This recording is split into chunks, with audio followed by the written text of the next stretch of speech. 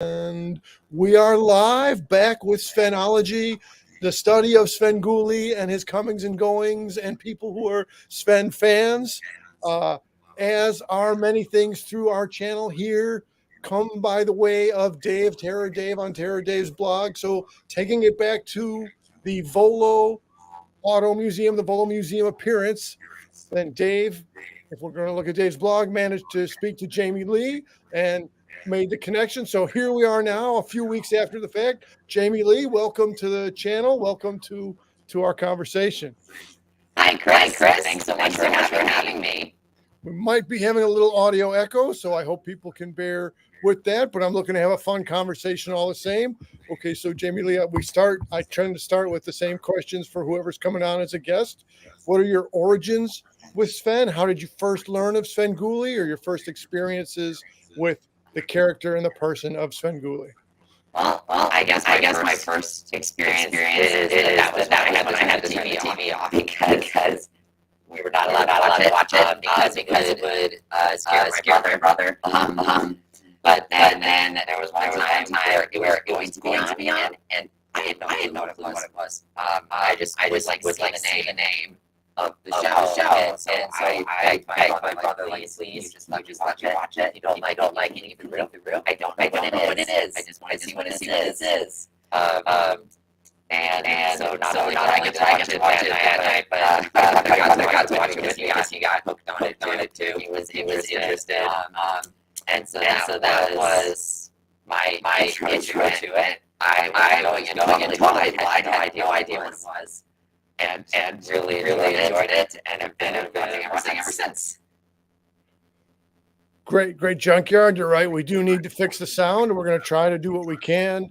With my limited technical knowledge. Fanboy is jumping in the comments for "Let's Go," and Fanboy's also saying yes, we are back.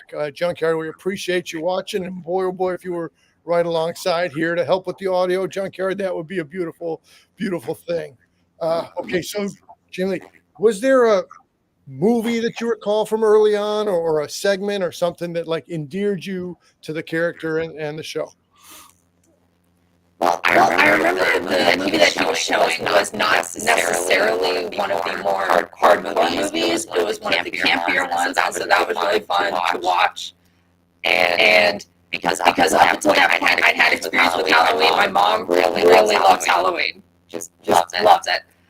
But I had not had too much experience with actual horror movies, obviously, up to that point. So watching a campier one first was really fun, but it was really kind of the whole show that endeared me because, again, I had no clue what the show was. I'm watching it, having never watched something before where someone hosted a movie or anything like that. I didn't know anything. So everything he was doing was brand new, and when there was something that really sticks out to me, I suppose, when he goes back from commercial and he does the lead-in, and then the first line or the first thing you see is the punchline to the joke. That was really something that endeared me because for some reason that night, a lot of times he was framing them as if they were fun facts about the movie, and then the first line would be a punchline showing you that it's not a fun fact. I was not quite picking up on that until a couple of times around where the joke became really obvious. I thought he was legitimately saying fun facts about the movie. But it became really obvious that, and I thought that was just so funny because it makes me think of listening to the radio or different programs like that where you kind of start to wonder, are they aware of what they're playing, or are they just kind of going to music or going to the program or going to commercial or whatever, and then they're just coming back and they don't know what happened. So it was really cool to see that awareness, and that's something that I ripped off of, was inspired by, I have a radio show that I do on Saturdays, and so when I lead into a song, I will do something very similar. I'll set it up, and the first lyric of the song, or the first piece of dialogue in the song, will be the punchline. And when I play Svengoolie songs, I do that as well, because a lot of the songs that he does, like, start with audio. So There's one that I'll do where I'll say, sometimes finding music for this show is really hard. I have to find songs by Svengoolie, and it's not like he's got a CD or anything. So, finding Svengoolie songs, it hasn't been easy. And then the first line is Svengoolie saying, well, it hasn't exactly been easy for me either. And I always find that really fun. Well, what else can you tell us about your radio show? How did you come to cultivate it, or what was your starting point in setting up your own radio show? Just something that I thought would be fun, and I thought it would be fun to play some songs that you don't get to hear on the radio. So I play a lot of songs from film, TV, and stage, and I also try to theme it based on things that are going on. So we just did our Halloween shows. I did 6 weeks in a row of Halloween music because I'm on once a week, and I did not repeat any songs. I was very proud of that. That is something to be proud of. Yeah, and even within Halloween, I still had a different theme every week. Yes, it was Halloween music, but this week we're doing supernatural music. Next week is sci-fi music. Then we've got monster songs that are specifically about Halloween. It was a lot of fun. Fun, and then I don't know how much of it is a labor of love, but it sounds like to designate each different theme and then to fill in the beyond the skeleton, if you will, to fill in the details of it, that had to take some planning or time to devote to each one. Yeah, I know Rich Coase always jokes that people tell him he only works 2 hours a week. No, that it takes a lot more to write and record if you're doing it in advance, and then you've got to edit, make sure it's within the time limit that you've got. It takes a lot longer than just the hour or two that you hear on the radio or see on TV. It takes a very long time. Yeah, and there's people who know the specifics and people who speculate on the specifics. One of the specifics here, Junkyard is asking what station or what format was your radio or is your radio show? What station? Well, it's on 89.3 WNUR FM, but it also streams on WNUR.org. I do record all the shows because since I record them in advance, I just have the files. So I'm able to give people access to them if they missed the show. It's a lot of fun. I get to share songs that I love. And then sometimes people send requests that I can put into a future show. And when people send requests, they're always the really weird requests. And that makes me realize, yes, I'm hitting the right audience. People will suggest like, oh, play this Weird Al song. Perfect. You know what this show is. Weird Al is as people say, a national treasure, a timeless classic. Junkyard's jumping in with a yay for WNUR. Junkyard, back in his day, and now I might still have the T-shirt in the attic of the WHPK, the 88.5. So not that far apart on the dial, and our old pal Fanboy Cantina in his college days was also on his college radio. So it's good to have radio people in this format, which is younger than radio itself. I'm thinking we'll go back to the Sven quick. Okay, so let's do a little bit of Sven and a little bit of your own project. So Jimmy, of the Sven characters, the live people Sven characters, or the animated or puppetry kind of, do you have a one that you like more than the others, or is there a side of banter between any of the two of them that you enjoy? Or gosh, I really just kind of enjoy Svengoolie because whoever he's with, he brings the same kind of energy. So whoever's on the show is, brought to that level, and he seems to treat everybody with the same respect and humor. So I just really enjoy him. I guess I do have a story where I kind of got to work with Body Sorrell a little bit. Oh, well, let's go. Yeah, I don't know how much I can say, but I was on set for a little bit, and so Svengoolie was doing a sketch with Body Sorrell, and I believe it was posted on YouTube by a couple people. I'm not sure, but it's something where Body Sorrell is kind of looking back and forth with his eyes. He's not talking, just looking. And then Svengoolie's looking back and forth. And so I got to tell Body Sorrel when to move his eyes and where. That's what I'm going to say. Oh, that give him that direction so he knew when to do it and where to do it. That's priceless. That's priceless. Now, and again, like as I've said, when Dave or other guests come on, if there's certain material that's not for everybody, we can just skip on to the next question. That's completely fine. That's absolutely the way to go. But let me pitch this question then, which may or may not be skipped over. Did you get the opportunity to be an official, real world, physical 3D rubber chicken thrower, or was that not within? Yes, I did. Yep. That was a ton of fun. That was great. The chicken you threw, did you use a underhand technique? Did you use a spin? What was your launching style for the rubber chicken? Oh, you've got to do it underhand. Okay. If you do it overhand, you risk like hitting the equipment. Probably best to not hit the equipment. And right. Let's not do that. So yeah, basically you're kneeling under the camera and you're just tossing them. And I actually got hit at one point, which was hilarious. Like a ricochet or somebody was behind you? Yeah. Or? Wow. Well, we did have multiple people throwing, but Svengoolie kind of hits them back. You can see that when you're watching the show, he kind of hits them back, and one of them accidentally hit me in the face, and it was really, really funny. He apologized as soon as we cut it. I was just going, it's fine. It's really more funny than anything that Svengoolie hit me with a rubber chicken. Well, at least that's got to be part of the function of a rubber chicken is to make contact with somebody. And I don't know if this is a thing to be jealous of in this world, but boy, that sounds like a priceless. Not everybody gets to say that they had the rubber chicken get them in the face. Wow, that's really good. Yeah, it was hilarious and a lot of fun. He didn't need to apologize, but it was nice that he did. He's a really nice guy. That's the universal consensus, no question. Okay, so Buddy Sorrel, you got to interact with. So you just Kerwin was kind of somewhere abouts on the grounds.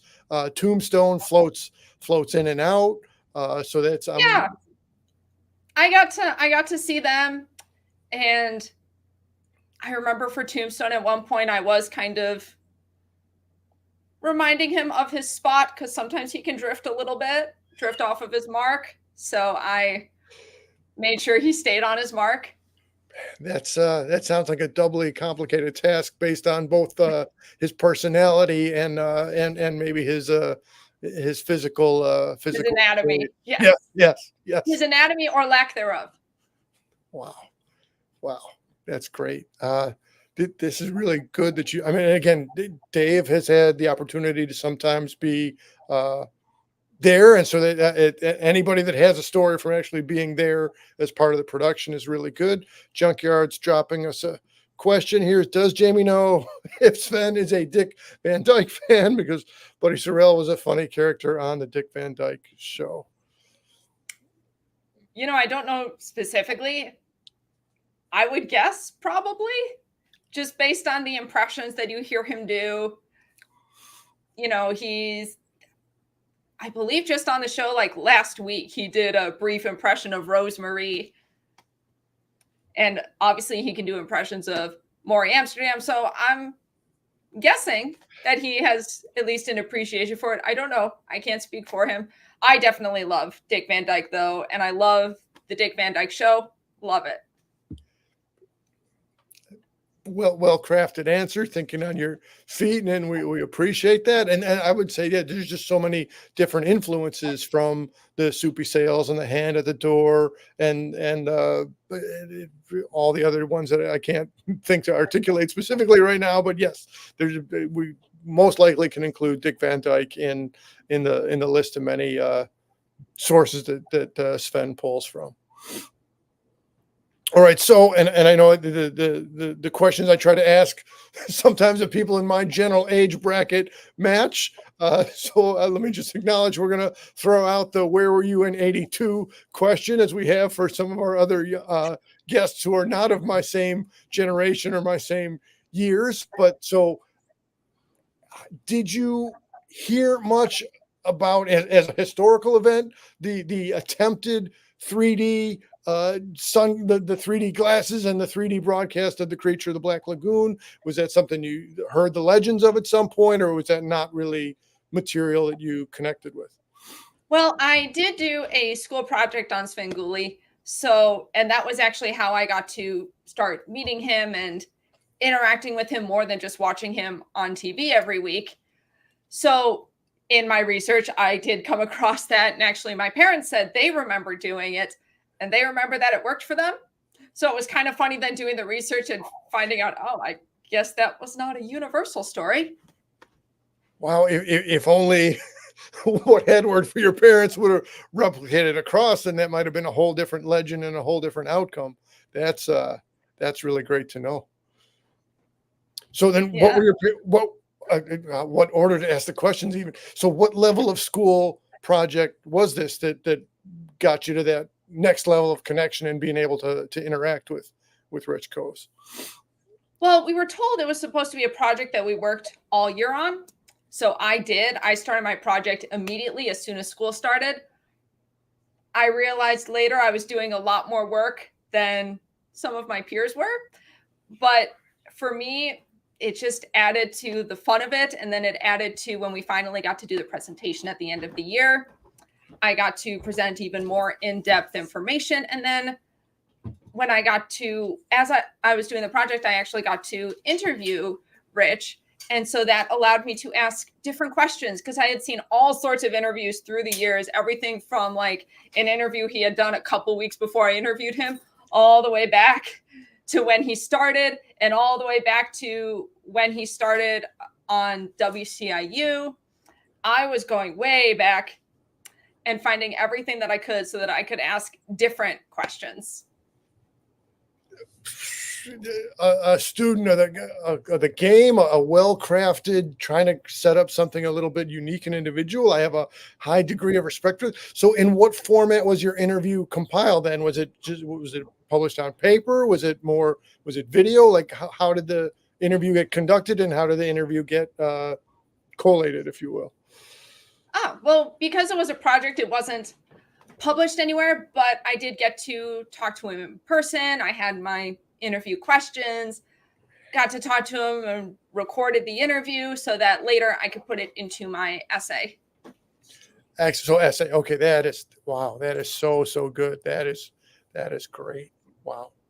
Now I'm all, as our other associated channel is Fanboy Cantina, I'm all fanboying over the fact that you got to interview Sven. That's really good. Yeah, that was a really interesting project to do. I did it on horror hosting in general because at first I didn't know who I could score interviews with. It's a school project, people are busy. So what I did was I found an old documentary called American Scary, and it had a bunch of horror hosts in it.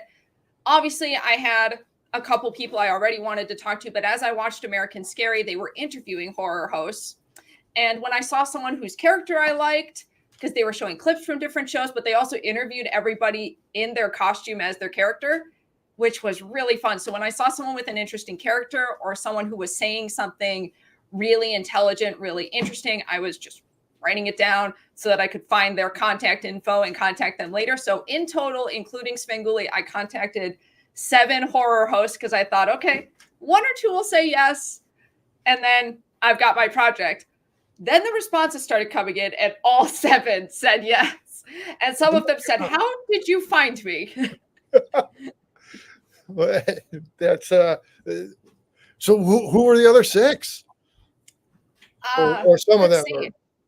Yeah, I'm going to try and go. Let's see. So it was Svengoolie, Count Gregula, Ms. Monster, Count Gore Duvall, who is a peer of Rich Coase, Wolfman Mac, Elvira. Her interview was over email. And what was the last one? Svengoolie, Count Gregula, Ms. Monster, Count Gore Duvall, Wolfman Mac. Oh, Mr. Lobo. That was the other one. Mr. Lobo. How could I forget Mr. Lobo? Well, maybe I love Mr. Lobo. Mr. Lobo shouldn't feel left out. It just took a minute to Wow, I'm fanboying, and I'm very impressed with your. Again, you think if you go for 7, maybe you'll hit a couple, but to go for 7 and some of those names I'm more familiar with than others. But that sounds like it was a pretty within the construct of that which is a horror host. It sounds like you drew a pretty diverse range of personalities. Oh yeah, it was so much fun, and that was what I was trying to do, because I did think if more than a couple of people said yes, I wanted a range of people I could talk to. So people like Svengoolie, who are on Nationwide, or Elvira, and then people who are on cable access, people who do internet shows like Count Gordeval, people from different parts of the country.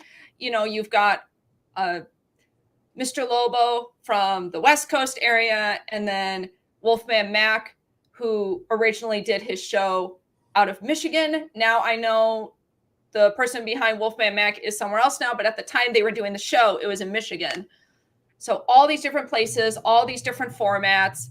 Ms. Monster was another really unique character, because that was also something I looked at, the different characters that they had. I had a couple of vampires. I had Elvira. Mr. Lobo is a totally different character. Ms. Monster is blue. So that's very unique. I'm just sitting here soaking it all in. This is so good. So let's speak on a little bit of some of your other projects then. So maybe not going point by point on your resume, but taking brush strokes of your chronology. So more recently, you've had not an interview of horror host, but you've had something that was your own created work, a performance. Tell us a little bit about that, and then there's a music component also for something that's very just relevant as of today and yesterday. So if you can catch us up on your current projects. Yes. Oh, the timeline of that was crazy, because obviously in 2020 stuff happened and everything was virtual, and I started realizing that instead of spending the time going to classes and all the different things I was doing, instead of traveling, I was just sitting waiting for the latest Zoom or Skype or whatever video service they were using. So I suddenly had a lot more free time, because I didn't have to travel back and forth for different things, and so much was virtual.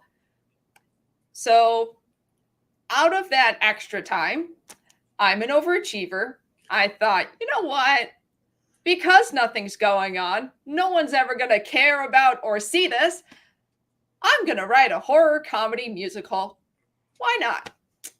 So I started writing it just, in my time waiting for my class to boot up on Zoom. And then eventually I connected with somebody who wrote music. So we started doing it together, where I wrote the book, or the script, as some might say. So I wrote the book, the lyrics, and the melodies, because I'm a singer. So I was able to imagine the songs in my head, sing them, and I could do the harmonies and all of that, but I don't play too many instruments. So when it came to composing underneath those melodies, I worked with my friend Gary L. Luz. And so he helped me out with that, because, there are limitations. I don't play every single instrument, but there were things where I would say, oh, this is more of a ballad, so something piano and really pretty and legato. But beyond that, I don't know, let's figure this out. Let's experiment. And, this is a rock song, so let's have some electric guitar and some drums and really have it be upbeat. And so he would help me put that on paper, and then we would mess around with it and have fun with it. So just writing that, thinking no one's ever going to see it, nothing's ever going to happen with it. But then once I had Gary on board, then more people started paying attention to it. And I thought, well, let's see if I can make something out of this. So once the script was finished, some people I know started reading it, one of whom happened to be a producer, Matt Hordijk, and he liked it so much that he said, I'd like to fund an album of select songs from the show. So I picked some songs from the show that I thought would represent the show, but wouldn't give away too much of the plot. I was treating it more as a trailer for it, and it wouldn't have too many reprises. That would be weird for people to listen to if they haven't seen the show, because nobody's seen the show yet. So we picked some of those songs. We did a casting process. I ended up being cast as the lead character, and I got to help cast everybody else, which was a lot of fun. We recorded it this fall, and the album just came out yesterday. Just yesterday. Yep, yesterday, December 15th. People ask me, where can I find it? Everywhere. It's on everything. It's a shorter list to say where it's not versus where it is. You can find it everywhere. The musical is called Brides. So the album is called Brides World Premiere Sneak Peek, because it's not everything. It's just a sneak peek of what the show will be. Yeah. And people ask me what inspired it. It's very much inspired by watching Svengoolie. It's from watching horror movies on Svengoolie, performing in musicals, and what I always wish would happen in them. Man, talk about, there's villagers carrying the torches in Frankenstein and other movies, but now this is kind of like taking the torch, being passed, if you will, taking the influences of Sven and then crafting your own material. That's, again, very, very impressive. And again, so if someone were going to look for that, you said before we were live, you said through your Twitter, people can find the QR code. Can you direct people how they could do that exactly? Yes, I'm on Twitter at Jackalope Jamie, Jamie, because I know there are a million ways to spell Jamie. Jackalope Jamie. Yes, Jackalope Jamie. So you can find the QR code there. The QR code takes you to a page on my website that's just got a list of some of the most popular places where the album is. If your favorite music place is not listed, it's probably still there. I just was compiling some of the most popular places and the places that I knew. But when I got the list of places it was going to be, I was looking at some of the names going, I don't even know what that is.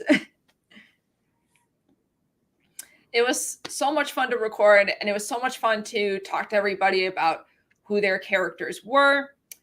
And for the people I cast who ended up being horror fans, it was really fun to just kind of watch their faces light up like mine does when I talk about this stuff. When I tell them what the story's about, and I tell them, oh, well, the lead character, the one that I was cast as, she's the hunchback. She's not the comic relief. She's not a background character. She is the lead. And we have other lead characters who are vampire brides. In any other movie or show, the vampire brides would be like the background characters. But these are lead characters with their own personalities and their own stories. So it was just so much fun to develop them and be able to tell everybody who their character was. That was just, that was fantastic. And what is it, a theater, or what venue was the show taking place? Well, this was a recording studio because we were recording the album. It has not actually had its debut production yet, but you never know. Some things are in the works. If anyone's interested, contact me. But we do have some things in the works to see when it can be put on at some points, because that's always kind of my goal. Some people say they like to write something and then put it away. For me, probably goes back to the overachieving thing, or the fact that I just do so many things. When I'm writing something, I'm thinking of it as a finished product. I am seeing it as if it's on stage or as if it's on film. Whatever I'm writing, I'm seeing it as if it's already done. And so I can't just leave it unfinished. This has to happen at some point. I'm not just going to put it away and go, okay, that's done now. Because it's not done. It needs to be put on and shown and seen. And things take time to manifest our intentions and our plans. So let's look forward to future positive developments with you bringing this into the actual world. Fanboy is saying, just dialed in. Hello, welcome, Fanboy. We did have a bit of audio earlier, but we're good now. Jamie said, okay, now everybody's acquainted. It's a beautiful thing. Audio is working. And it's all good.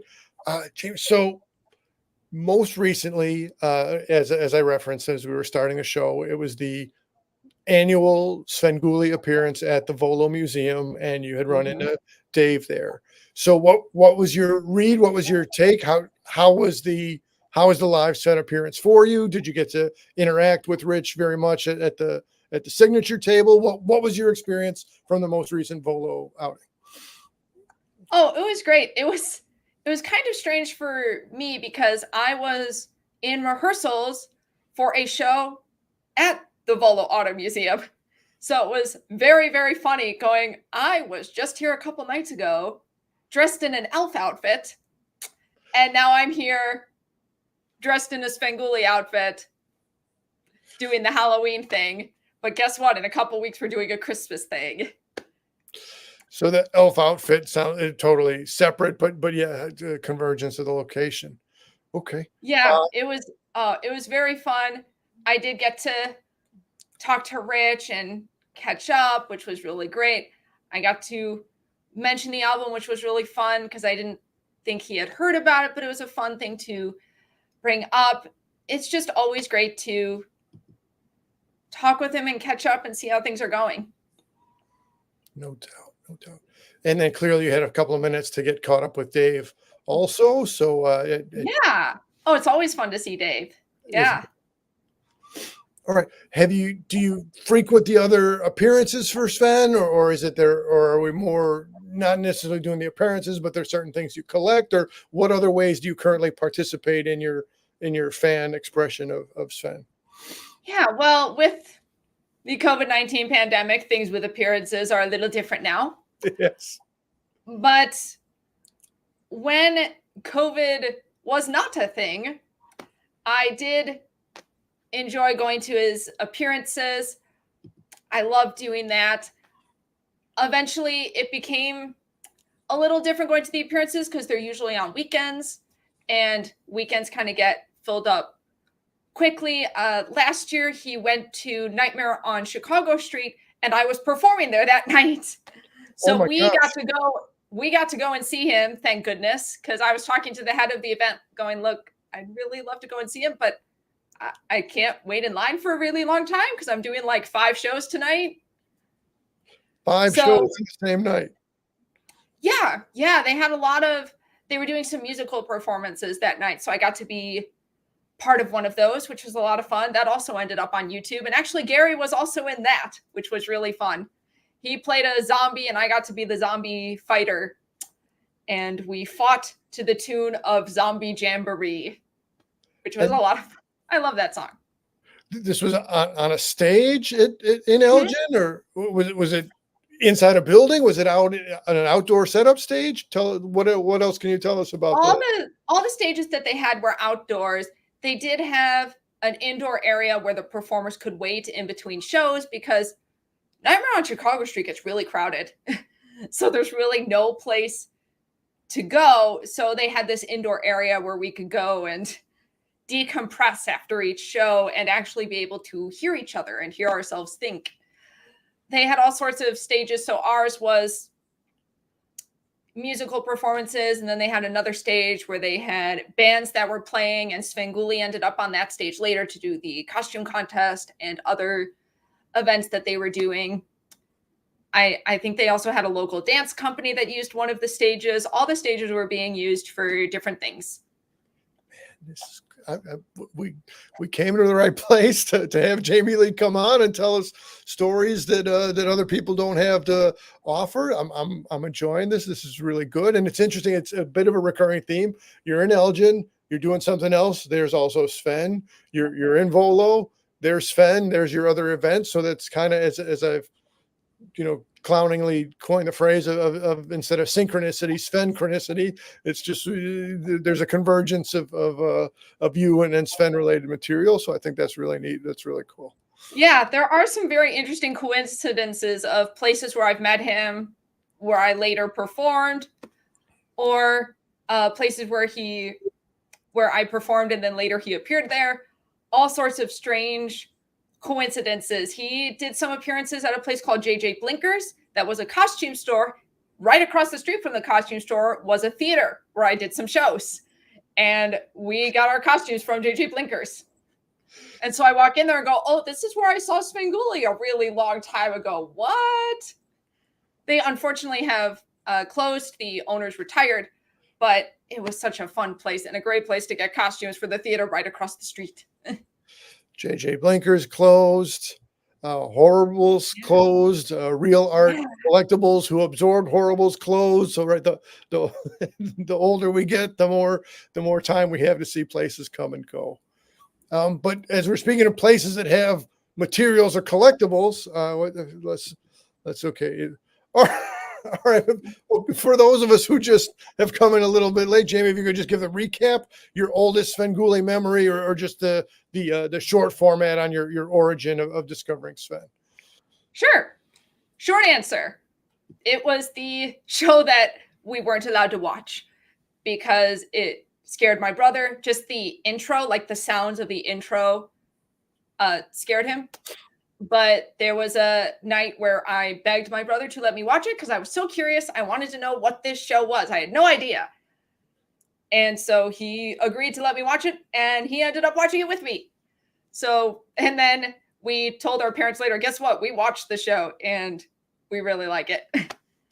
A monumental occurrence in the household. That's pretty cool that you were both in him. Now, is he older or younger, or we want to skip over that question?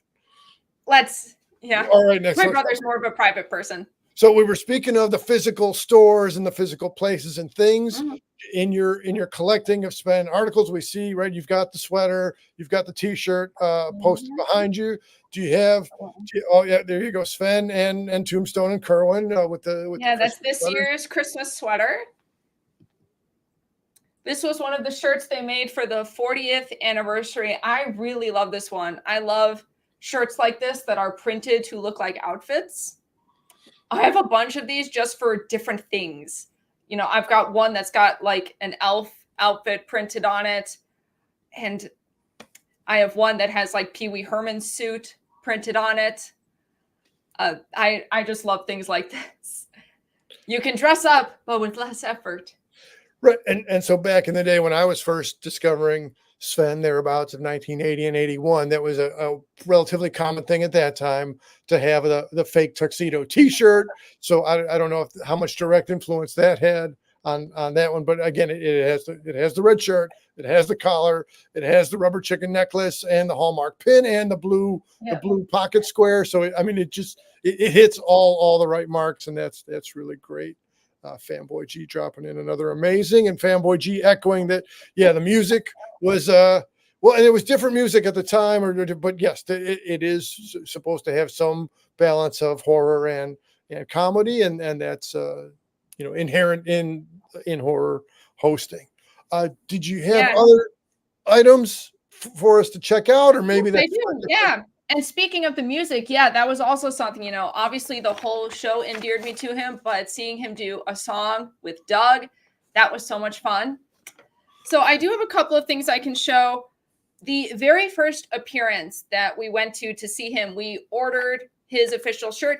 It had not arrived by the time we were going to go and see him. So what I did was overachiever. I made a shirt. What I did was I made an iron-on design that we put on the shirt. And I actually have a printout of the design. So I found some pictures of him. And it says, I have a feeling we're not in Berwyn anymore. Oh. And this was our shirt. And I remember going up to him, and he probably recognized himself on the shirt, but he saw the shirt, and he actually had me stand there so that he could read it, and he laughed. And that made me feel really good. I made Svengoolie laugh. It is a great thing to quote unquote give back in that regard. Absolutely. So you just pull the different images and you ran the script over it, and it was an actual old school iron-on setup. That's you're multi-talented, and that's great. That's really great. Well, I didn't do everything. My mom had to iron it on. Yes. I did not know how to do that. If it had been left up to me, I probably would have had to just tape it to the shirt. I Be think like, that would have "Here." worked out also. Maybe, but when you don't tape a piece of paper to the shirt, then you can wear it again. So it Absolutely. works better. And Absolutely. then I do have some fun things that I found because I was looking for other things to show. I do have some fun, unique things. But as I was looking for the other things, I came across these. So one appearance that he did was actually on my birthday, and he knew in advance that it was going to be my birthday. I forget how he knew, but he knew. So when I came up to him, he had an envelope for me, and he gave me some of these. These are Oh old. my gosh.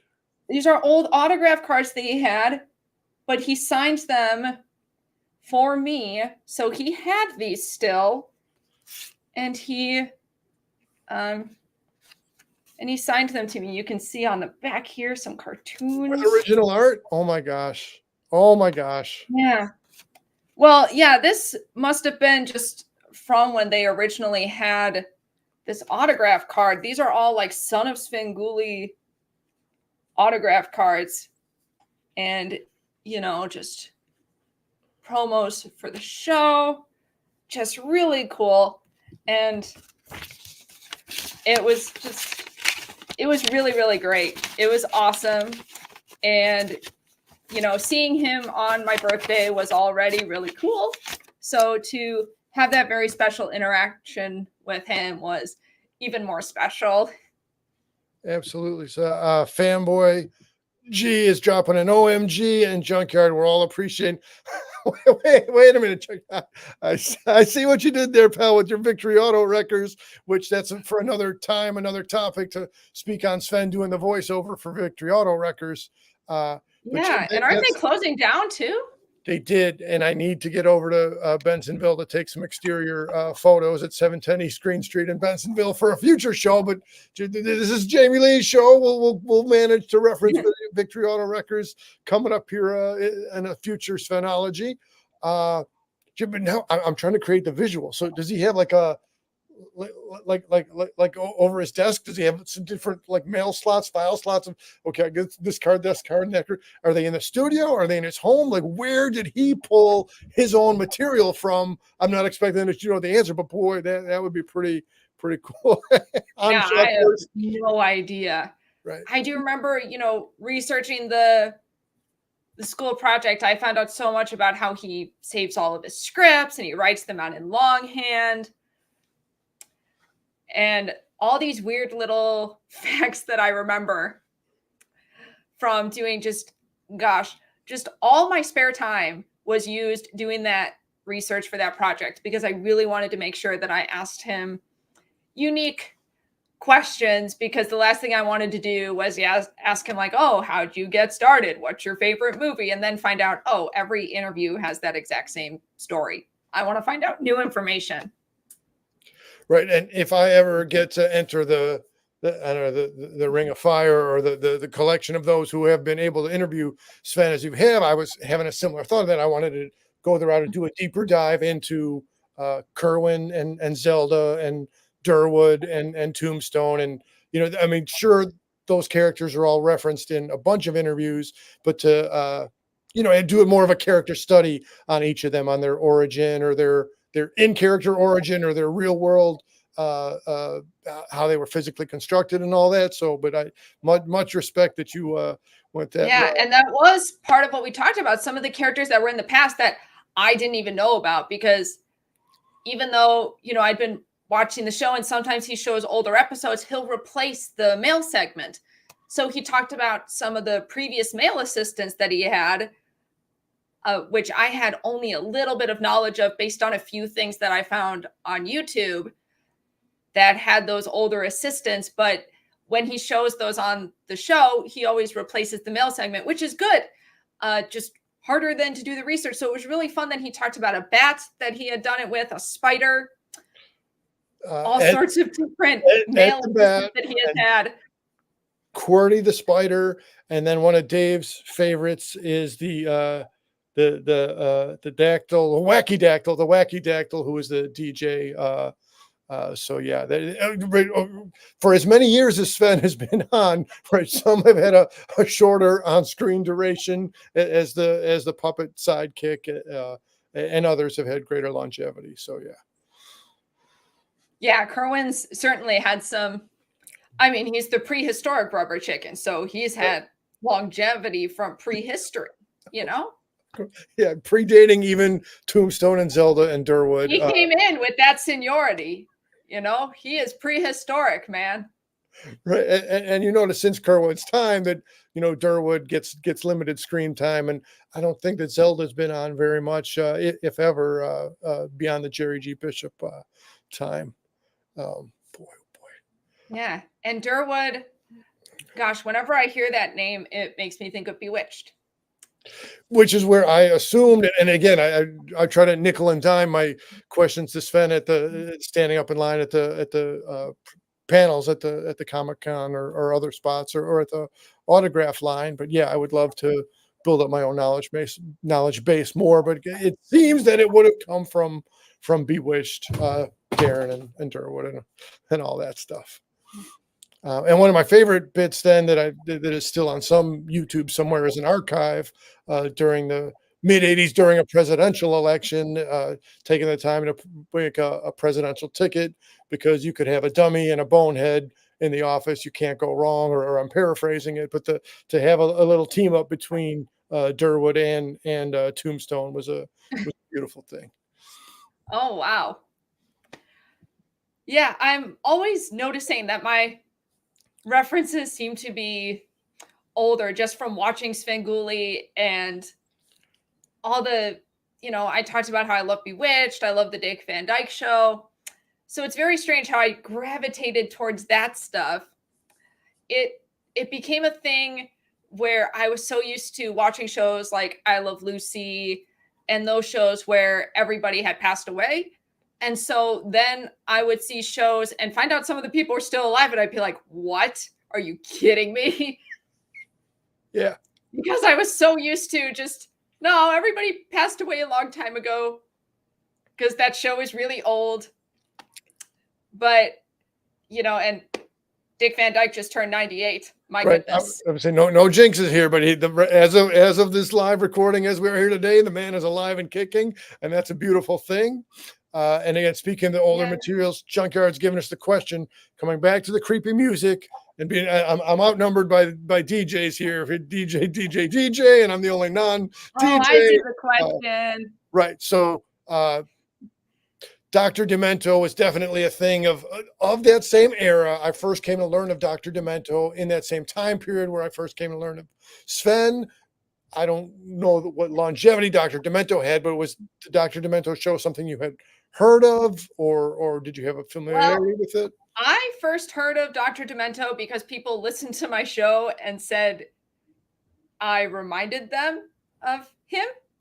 And I thought, really? Oh, Dr. Demento, that kind of sounds like a horror host name. I'm going to look that up and see what that is. So then I did find out who he was, and he's connected to Weird Al. So if you saw that movie Weird, the Al Yankovic story, they show Dr. Demento in there. It's more of a satirical look at Weird Al's life, but they still show Dr. Demento in there because he, in real life, was instrumental to Weird Al's success. Right. Weird fun facts. The Dr. Demento show was like key real estate, if you will, or on-air real estate for the satire, the comedy stylings, if you will, of a Weird Al. And then similarly, that was the first place through Dr. Demento where I heard the Cheech and Chong bit, which I've referenced with Dave a good number of times, the knock on the door. It's me, Dave. I got the stuff. Dave's not here. So Dave's not here, man. It all comes together. Han Shot First has given us a question where all this. So if we were to watch our own archive material, Dave did provide us some photos of the previous storage spot and the current storage for where Tombstone hangs out when he's not appearing live undead on the air. And that's about within the in his dressing room. Yeah. Right.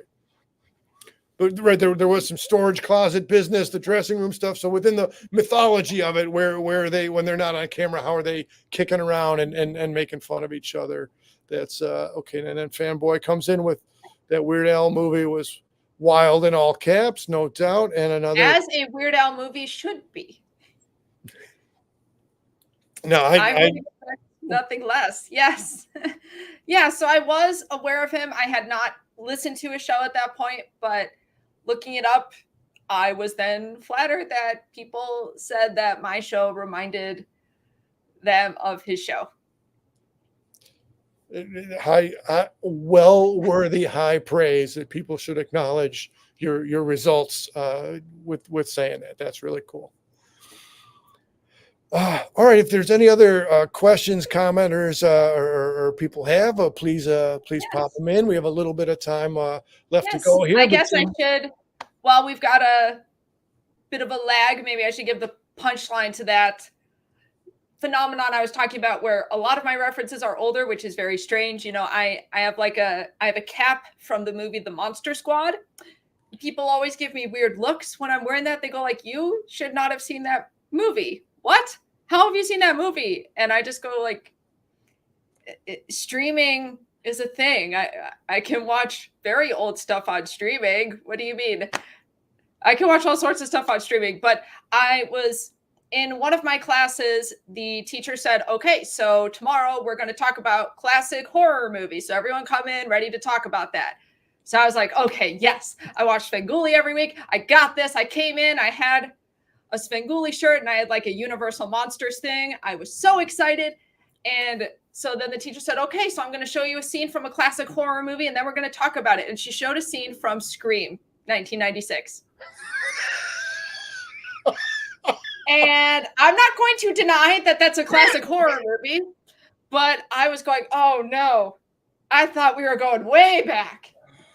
When you said way back, I thought you meant way back to the 30s and 40s. I didn't mean way back to the 90s. Like, oh my gosh. So I had to reset and go, okay, all right, we're talking about that. We're talking about Freddy Krueger. We're talking about Jason Voorhees.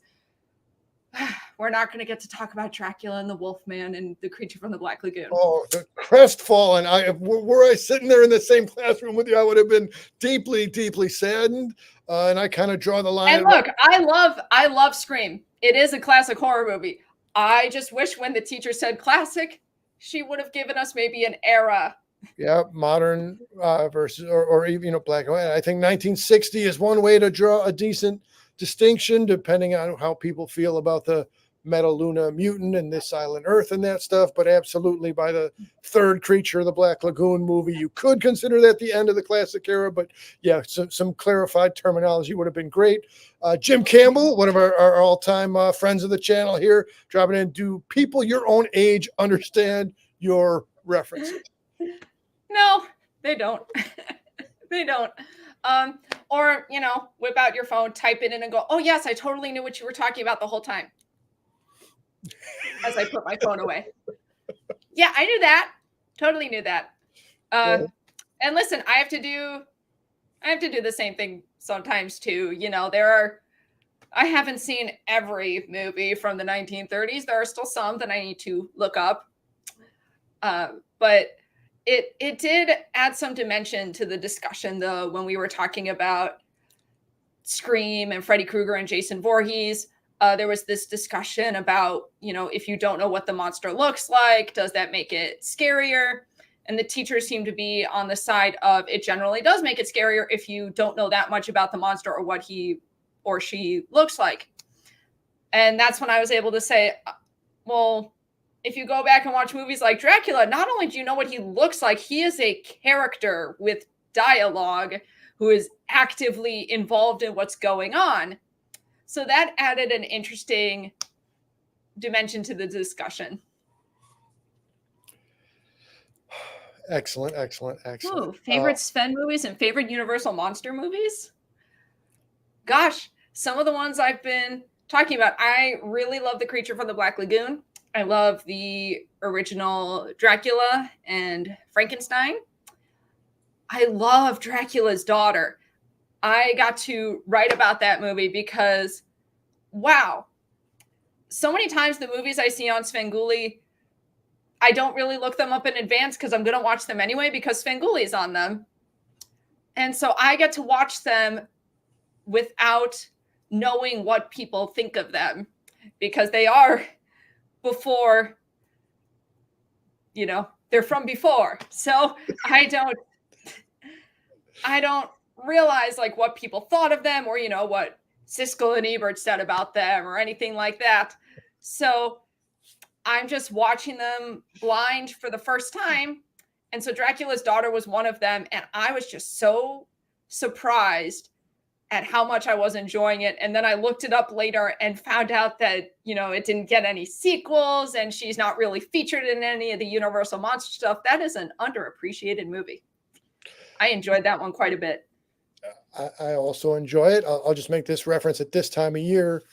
Monster Squad itself fits into that category. At the box office, did not resonate as the number one charter of its era, but had a cult following and definitely built up a significant credibility over that time. Similarly, as this current season we're in, Christmas Story at the box office did not dominate, but across the years has a loyal fan base and following. And It's a Wonderful Life flopped as well, didn't it?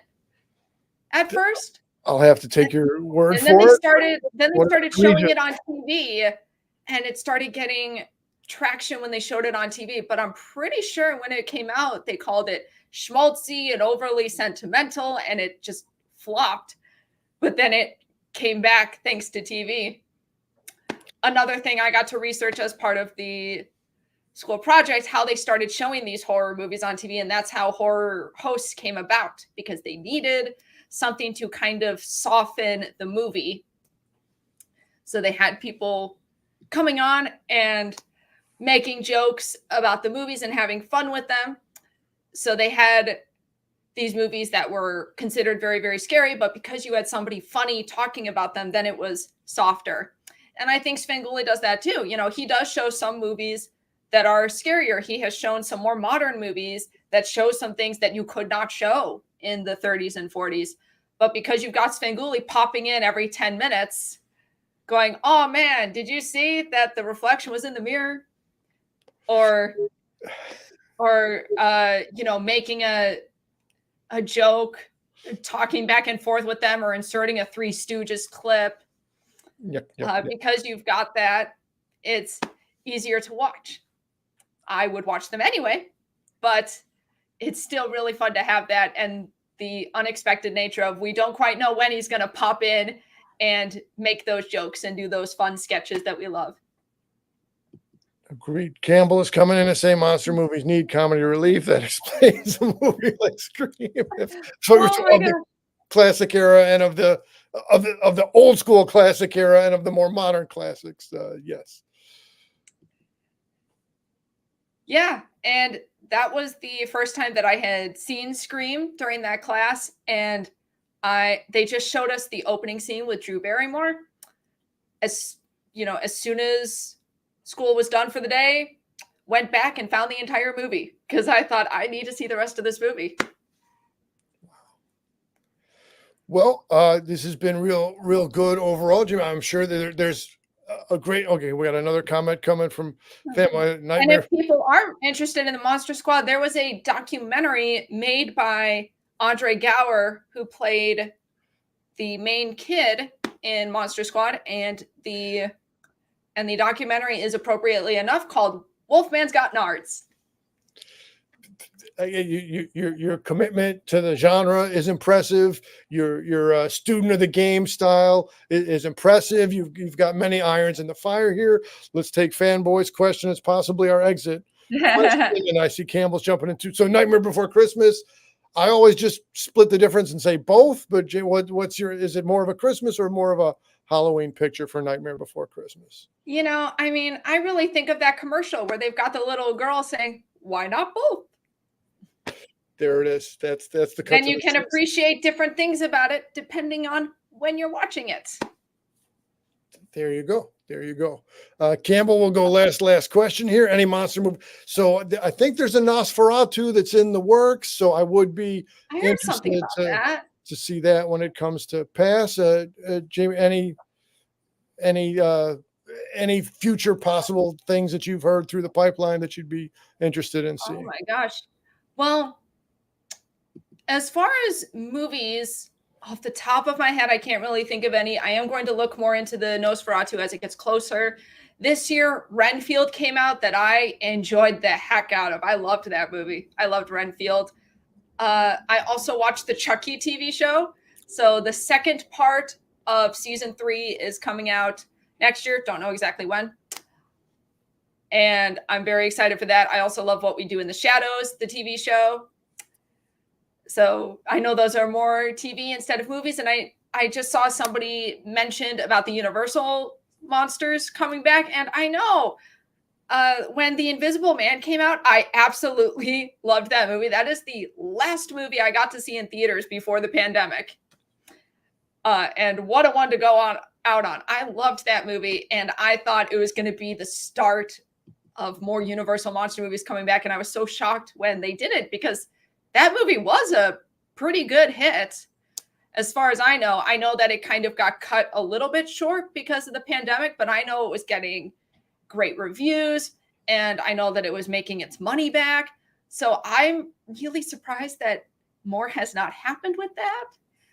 You know, especially as someone who looks like I do, sometimes I watch those older movies and I know people get upset about remakes, but I watch the older movies, and as someone who looks like this, I go, oh man, this was definitely written by a man who's never talked to a woman in his life.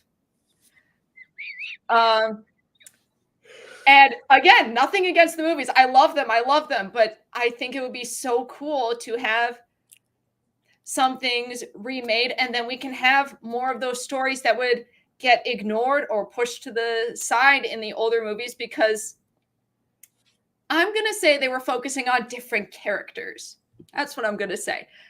Whereas now you might be able to tell more of the stories and involving, you know, people who are not men, people who are not white, and you can involve more of those stories instead of sometimes when you see movies from that era and suddenly a woman comes on screen or a person of color comes on screen, you're watching it going, oh, there's a 50-50 shot here. Are you going to be ahead of your time, or is this going to be really unfortunate?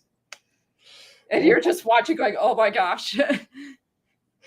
Astute observations from, again, someone who's clearly devoted plenty of time and energy. And that's some of what you see in my musical, some of the stories that we would not get to see in a traditional horror movie. The Hunchback Assistant and the Vampire Brides are the main characters. They're deciding to take their story back. Taking it back, no question. And as we're going to take it back to wrapping up, Jim, again, just as we're closing out here, how can people find your music and what do you want people to know about your contact info? And then we'll wrap it up. Yes, well, I am on Twitter at Jackalope Jamie, Jamie. You know, Jamie Lee, as if you're writing Jamie Lee Curtis, but stop before you write Curtis. I guess it's, I guess it would be, you know, I was just thinking because Svengoolie just showed The Raven. I have the same birthday as Peter Lorre. I have a similar name as Jamie Lee Curtis. And actually, Peter Lorre has the same birthday as Sean Hayes and Ariana Grande. So I guess it's no surprise that I would be a big fan of horror, comedy, and musicals, and someone who likes to perform as well as write. It's kind of, I guess, in my blood. But yes, so Twitter at Jackalope Jamie. I know some people call it by a different name now, but if people in Chicago can call it the Sears Tower, I can call it Twitter. And so Jackalope Jamie, and from there you can go to my website. I'm also on YouTube at Jackalope Jamie. And so through Twitter, my website, and YouTube, you should be able to find anything that you need. And if you can't find something that you need, tweet me or reach out to me on my website, and I can point you in the right direction. I do have some exciting things coming up that I'm just waiting for the right time to announce it. I'm in workshops for a new play right now that's going to premiere next year. Very excited about that. That just happened last week that I got cast in that. Really cool. Well, congratulations to that. Yeah. This has been great fun, as was expected. Yes. I very much appreciate you giving the show and the viewers the time and the conversation. Again, thanks to Junkyard, thanks to Fanboy, thanks to Jim Campbell, thanks to whoever's watching and commenting in the future when you're watching us not live. I'm going to close us out. This has been Jamie Lee in our current episode of Svenology. Thanks, everybody, and we'll see you soon with other guests and other Sven business.